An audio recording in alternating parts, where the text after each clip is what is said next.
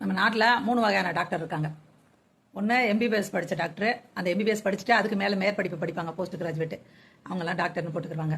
அதுக்கப்புறம் முனைவர் பட்டம் வாங்குவாங்க, ஏதாவது ஒரு துறையில் வந்து ஆராய்ச்சி பண்ணுவாங்க. ஆராய்ச்சி பண்ணி அதோட முடிவில் அவங்களுக்கு வந்து முனைவர் பட்டம் கிடைக்கும். அந்த முனைவர் பட்டத்தை ஆங்கிலத்தில் டாக்டர் அப்படின்னு சொல்லி சொல்லுவாங்க. மூணாவது ஒரு டாக்டர் வந்து கௌரவ டாக்டர் பட்டம் அப்படி சொல்லுவாங்க, சும்மா போட்டுக்கலாம் பேருக்கு முன்னாடி. அதை வச்சுட்டு அவங்க யாருக்கும் ட்ரீட்மெண்ட்லாம் பண்ண முடியாது, அப்படி ஒரு விஷயம் இருக்குது. அப்படி இருக்கும் பட்சத்தில் ஏன் எம்பிபிஎஸ் படித்தவங்க மட்டும்தான் டாக்டர்னு ஏன் சொல்கிறாங்கன்னா, அவங்க தான் அறுவை சிகிச்சை கற்றுக்குறாங்க. ஒரு மனிதனுக்கு அறுவை சிகிச்சை பண்ணுறது, அப்புறம் வந்து ஊசி எழுதி கொடுக்குறது, ஊசி மருந்து இருக்குல்ல, இன்ஜெக்ஷன் எழுதி கொடுக்குறதா இருக்கட்டும், இல்லை போடுறதா இருக்கட்டும். நர்ஸு தானே போடுறாங்கன்னு நம்ம வம்பு பண்ணுவோம் தான் நான் அதை சொல்கிறேன். இன்ஜெக்ஷன் என்ன சொல்ல அறிவுறுத்தல் பண்ணுறது, இதெல்லாம் வந்து ஒரு எம்பிபிஎஸ் படித்த டாக்டர் தான் பண்ண முடியும். அந்த எம்பிபிஎஸ் படிச்சுட்டு அதுக்கு மேலே படிச்சிருப்பாங்களா அவங்களும் பண்ண முடியும்.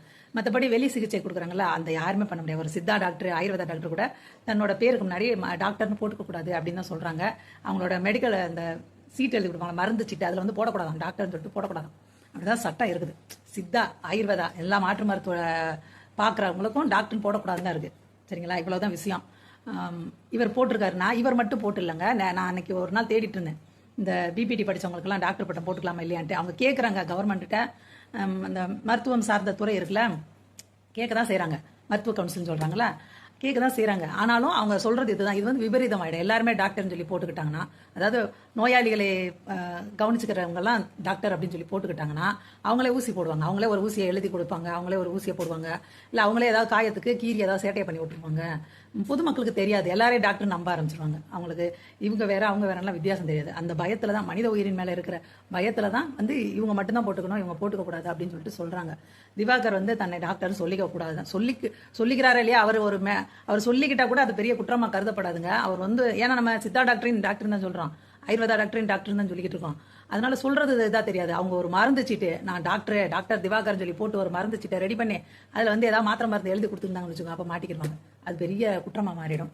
அவரை மாதிரி எக்கச்சக்கமாக வந்து இந்தியாவில் டாக்டர்னு போட்டுட்டு இருக்காங்க நிறைய. நான் பார்த்துட்டு தேடிட்டு இருக்கும்போதே நிறைய லிஸ்ட்டு பார்த்தேன். நான் அதை ஃபோட்டோ எடுத்து போடணுமாண்டு அப்பயே நான் விட்டுட்டேன்.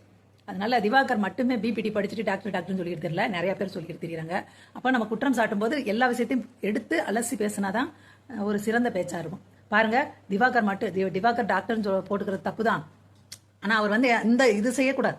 அவர் வந்து ஒரு மருந்து சீட்டு ரெடி பண்ணக்கூடாது, அதில் வந்து பிரிஸ்கிரிப்ஷன் சொல்கிறோம்ல, அதை அவர் ரெடி பண்ணக்கூடாது. அதில் வந்து அவர் டாக்டர் அப்படின்னு சொல்லி போட்டுக்கிறக்கூடாது. டாக்டர் திவாகரன் போட்டு ஒரு மருந்து சீட்டி ரெடி பண்ணி யாருக்காவது ஏதாவது எழுதி கொடுத்தாருன்னா அப்போ அவர் கண்டிப்பாக ஜெயிலுக்குள்ளே தான் போக வேண்டி வரும். அதுதான் இங்கே விஷயம். அப்படி சொல்ல விரும்புகிறவங்க திவாகர் மட்டும் சொல்லாமல், திவாகர் மாதிரி நிறைய பேர் தங்களோட பேருக்கு இப்போ முன்னாடி டாக்டர்னு போட்டுட்டு சிகிச்சை கொடுக்குறாங்க, இந்த பிசியோதெரப்பி படித்தவங்க அப்படின்ற விவரத்தையும் சேர்த்து சொல்லணுங்க. தனி மனிதனை மட்டும் சொல்கிறோம்னா அந்த மனிதனை மட்டும் நமக்கு பிடிக்கல, அதனால தான் இந்த வேலை பண்ணிக்கிட்டு இருக்கோம்னு அர்த்தங்க.